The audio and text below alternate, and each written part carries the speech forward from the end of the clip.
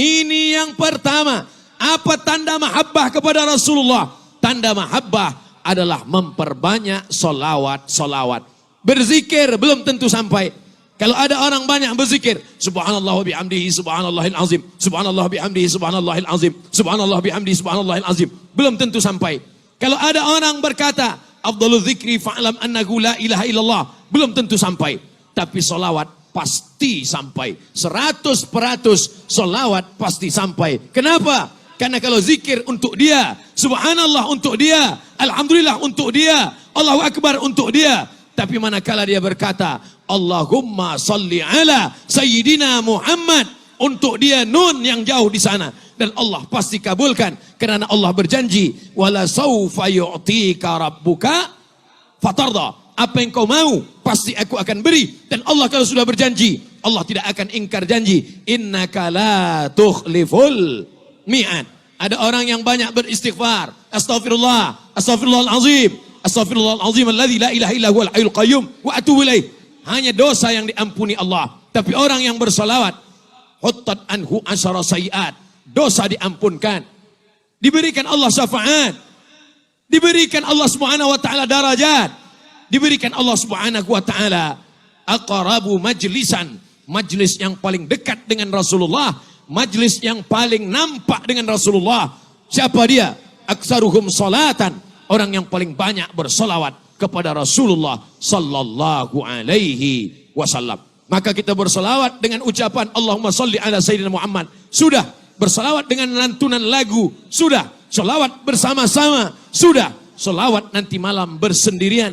Saat bangun tahajud malam, ambil tasbih bersolawat. Allahumma salli ala Sayyidina Muhammad wa ala ali Sayyidina Muhammad. Allahumma salli ala Sayyidina Muhammad wa ala ali Sayyidina Muhammad. Allahumma salli ala Sayyidina Muhammad wa ala ali Sayyidina Muhammad. Hari ini banyak orang pergi ke tanah suci Makkah, haji, umrah, lama memilih salawat. Salawat kayu tak jadi, salawat batu tak jadi, salawat permata tak jadi. 1 jam memilih salawat, lebih banyak memilih salawat, lebih lama memilih salawat daripada bersalawat. Membeli salawat 100 buah, semuanya untuk orang, 1 pun tak ada untuk dia. Ada 1 salawat, itu pun dia gantung di kaca kereta. Oleh sebab itu selawat ini untuk kita. Selawat ini amalan kita. Orang yang tak bersalawat, batal solatnya. Orang yang tak bersalawat, batal khutbah Jumat. Orang yang tak bersalawat, doa tak sampai kepada malaikat penjaga pintu langit. Itulah mengapa sebelum doa, kita angkat tangan. Pertama bersyukur kepada Allah. Allahumma alhamdulillah. Setelah alhamdulillah, wassalatu wassalamu ala Rasulillah. Mana ada salawat dalam doa kunut subuh? Sami Allahu liman hamidah. Orang terus saja angkat tangan. Dia baca Allahumma hdina fiman hadait, wa afina fiman afait, wa tawallana fiman tawallait. Mana ada salawat? Salawat pada kunut subuh tidak di awal, tapi dia tetap tutup di ujung. Wa sallallahu ala sayyidina wa maulana Muhammadin nabiyil ummi wa ala alihi wa sahbihi wa baraka wa sallam. Yang kedua, apa tanda mahabbah? Kata orang Melayu, tak kenal maka tak sayang. Tak sayang maka tak cinta. Maka mari kita kenalkan Sayyidina wa Maulana Baginda Muhammad sallallahu alaihi wasallam kepada anak cucu, sahabat, jiran, kepada masyarakat kita dengan membaca buku-buku sejarah. Kitab sirah yang paling tua, Sirah Ibnu Ishaq. Ditulis lagi Sirah Ibnu Hisham. Ditulis lagi Sirah Ibnu Katsir. Ditulis lagi di zaman modern ini oleh para ulama-ulama. Ulama terbaik menulis sejarah Nabi dari India, berjudul Ar-Rahiq Al-Maktum, ditulis oleh seorang ulama bernama Syekh Safiur Rahman Al-Mubarak Furi. Bila kita ingin baca Sirah Ibnu Ishaq, bacalah. Sirah Ibnu Hisham, baca. Yang modern, baik amat sekali, terbaik. Oleh sebab itu kita baca sejarah-sejarah ini, kita belikan kitab-kitab ini, khasnya lagi di bulan Maulidur Rasul, Muharram, Safar, Rabiul Awal, Rabiul Akhir. Tapi mengenang kelahiran Nabi Muhammad SAW tidak hanya pada bulan khas tertentu. Sepanjang tahun maulid, maulid, maulid. Maulid dengan Habib Ali Zainal Abidin hadir. Maulid dengan Ustaz Fulan datang. Maulid dengan Syekh Fulan datang. Apa guna majlis maulid? Maulid itu membaca syair Al-Barzanji. Maulid membaca syair Ad-Dibai. Maulid membaca syair Simtud Durar. Maulid membaca syair Ad-Diyaul Lami. Maulid membaca syair yang ditulis oleh para ulama. Maulid membaca syair burdah yang ditulis oleh Imam Al-Busiri. Di dalam syair-syair maulid itu tak lain tak bukan adalah mengenalkan Nabi Muhammad sallallahu alaihi wasallam. Isi maulid tak keluar daripada tiga. Yang pertama, membaca sejarah Nabi. Yang kedua, membaca selawat Nabi. Yang ketiga, mengenalkan anak cucu sahabat, zuriat keturunan kita, bahwa kecintaan hanyalah dengan mengenal dia. Dulu mereka mengenal kerana sama-sama berperang. Anas bin Malik mencium tapak tangan Nabi. Atyabu min rihil miski. Aku cium tapak tangannya. Lebih halus daripada sutra. Lebih lembut daripada sutra. Lebih harum daripada semerbak kesturi. Kita tak boleh mencium tapak tangan Nabi. Sebab jarak kita yang begitu jauh dengan dia. Datang pula Abdullah bin Salam. Dia memandang dari balik-balik pokok kurma. Dia lihat nurun nubuah. Cahaya Nabi. Maka dia pun datang menghadap Nabi SAW. Ya Muhammad, saksikanlah. Melihat wajahmu, aku tak melihat tanda-tanda dusta. Maka aku berselawat, aku bersalam. Dan saksikanlah Abdullah bin Salam bersyahadat di hadapan Nabi. Asyhadu an la ilaha illallah wa asyhadu anna Muhammadan Rasulullah. Anas bin Malik mencium tapak tangannya. Adas mencium kepala dan kakinya. Bagaimana pula dengan Abdullah bin Salam memandang wajahnya. Kita memandang wajahnya tak boleh. Mencium tangannya tak boleh. Jangankan memandang wajahnya. Memandang makamnya lama-lama pun dihalau polis di Masjid Nabawi. Haji, roh. Jarak kita, torik, haji, torik. Jangankan ingin bersalaman dengan dia. Memegang dinding kuburnya pun kita begitu jauh dengan dia. Mengintip kelambu hijau yang menutup kuburnya pun kita tak boleh. Lalu apa yang membuat kita menghilangkan risau dalam hati ini? Tak lain tak bukan adalah dengan mengenang dia, dengan mengenal dia, dengan mengamalkan sunnah-sunnah Rasulullah sallallahu alaihi wasallam. 3. Apa tanda mahabbah? Ikuti sunnah-sunnah Rasulullah sallallahu alaihi wasallam. Yang malam ini pakai baju-baju putih, mereka adalah orang yang ikut sunnah Rasulullah sallallahu alaihi wasallam. Yang malam ini memakai sorban-sorban, muda belia pakai sorban. Ini adalah mengikut sunnah-sunnah Rasulullah sallallahu alaihi wasallam. Yang malam ini memakai jubah, memakai sorban, memakai pakaian putih. Ini adalah sunnah. Nabi berkata, alaikum bisunnati, ikutilah sunnahku. Yang berjanggut mengikuti sunnah. Yang tak berjanggut tak apa-apa.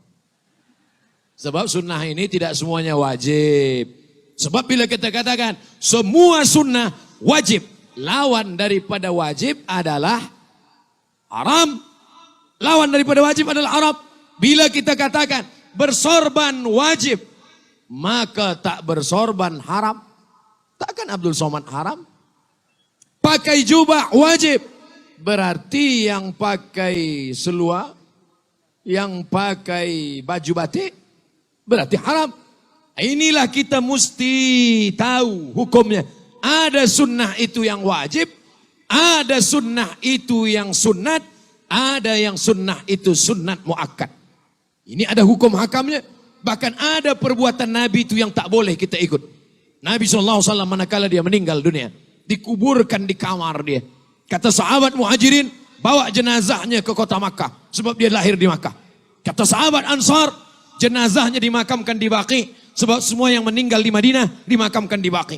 Ikhtilaf antara Nabi dan sahabat. Ikhtilaf antara sahabat-sahabat Nabi. Muhajirin dan Ansar. Datang Abu Bakar Siddiq. Aku pernah mendengar Nabi bersabda, Nahnu ma'asyirul anbiya, kami para nabi-nabi, nudfanu min haitsu namutu, di mana kami mati, disitulah kami dikuburkan. Atau kama qala Rasulullah SAW. Maka digalilah kubur. Nabi meninggal, di tempat Nabi meninggal itu digali tanah dan dikuburkan dia di sana. Ini perbuatan Nabi, ini sunnah Nabi, ini pesan Nabi, ini sunnah. Tapi tak boleh kita laksanakan. Abdul Somad meninggal dunia, dia tulis pesan, di mana aku mati, kuburkanlah aku di situ. Kebetulan dia sedang tausiah, Allahu Akbar, mati, takkan dikuburkan di sini.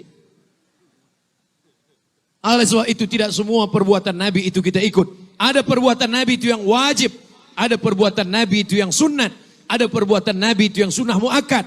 Bahkan ada perbuatan Nabi itu yang tidak boleh kita laksanakan. Mana contohnya? Fankihu ma tabalakum minan nisa. Nikahilah perempuan yang baik-baik. Masna, 2. Wasulasa, 3. Waruba, 4. Fa in khiftum alla ta'dilu. Kalau kamu tak mampu, fawahidah, 1 sahaja. Sedangkan Nabi SAW, satu riwayat menyebut 9, satu riwayat menyebut 11. Maka ini bukan perbuatan yang boleh diikut. Ini adalah khususiah untuk Rasulullah Sallallahu Alaihi Wasallam. Dari mana kita tahu ini? Kalau bukan mengkaji fiqh. Sebab di fiqh itulah akan disebutkan. Ini wajib, ini sunat muakkad, ini fardu ain, ini fardu kifayah. Lagi-lagi dengan mengkaji ilmu-ilmu Islam dengan para habib dan para syekh, tuan guru, para ulama. Itulah yang akan membuat kita makin cinta dan menjaga keharmonian sesama kita. Khasnya lagi di Kuala Lumpur, lebih besarnya lagi di Semenanjung Melayu, lebih besarnya lagi di Nusantara. Yang keempat, la tanaza'u, jangan berkelahi, jangan ikhtilaf. Kenapa? Fatafshalu, kalau kamu berkelahi kamu pasti akan gagal. Wa tadhhaba rihukum, dan kamu akan kehilangan semangat. Kedua-duanya sama-sama cinta kepada Nabi SAW. Yang satu pergi musafir perjalanan, sama-sama cinta kepada Nabi, sama-sama musafir dalam satu perjalanan. Masuk waktu sholat, air tidak ada. Dalam Islam diajarkan bila air tidak ada mereka bertayamum. Bertayamumlah mereka berdua dan mereka pun sholat. Selepas sholat mereka berjalan, teruskan perjalanan. Waktu sholat masih ada, waktu belum lagi habis. Tiba-tiba mereka melihat kolam, ada air di dalamnya. Ketika mereka melihat ada air, satu sahabat ini berwudu, dia ambil air wudu dan dia ulang sembahyangnya. Sedangkan satu sahabat lagi tidak berwudu dan dia tidak ulang sembahyangnya. Dia tidak ulang sholatnya karena dia sudah sholat. Dua sahabat sama-sama pencinta Nabi, sama-sama murid Nabi, sama-sama belajar kepada Nabi. Tapi mereka ikhtilaf. Apakah sebab ikhtilaf ini mereka saling mengkafirkan, saling menyalahkan, saling membid'ahkan, saling memfasikkan? Apakah sahabat yang mengulang wudunya, mengulang sembayangnya, dia berkata kepada sahabat yang tak berwudu, hei kafir, hei fasik, aku ulang balik wuduku karena ada air. Tapi mereka menjaga perbezaan mereka. Mereka menganggap ini adalah masalah ijtihad. Sama-sama cinta pada Nabi. Selepas dia salat, selepas dia berwudu, dia pun sembahyang, dia pun salat. Dan mereka sama-sama berjalan, sama-sama musafir, tanpa ikhtilaf dan berkelahi. Selepas itu mereka balik ke kota Al-Madinah Al-Munawwarah. Mereka bercerita tentang pengalaman mereka kepada Nabi. Ya Rasulullah, ya, kami berdua adalah orang yang mencintaimu ya Rasulullah. Ya, kami dua adalah orang yang cinta kepada ajaranmu ya Rasulullah. Ya, tapi dalam perjalanan itu kami ikhtilaf ya Rasulullah. Kami salat tiada air, kami bertayamum. Tapi sampai kami melihat ada kolam air. Sahabat saya ini berwudu dan mengulangi sembahyangnya. Sedangkan saya tidak berwudu dan saya tak ulangi sembahyang saya. Apa kata Nabi SAW? Kepada yang tidak mengulangi wudunya, yang hanya setakat bertayamum saja, kata Nabi, laqad asabata sunnah, perbuatanmu sudah sesuai dengan sunnah Rasulullah SAW. Apa kata Nabi kepada sahabat yang mengulangi solatnya dan dia berwudu, solat 2 kali, sekali dengan tayamum, sekali dengan wudu? Apa kata Nabi?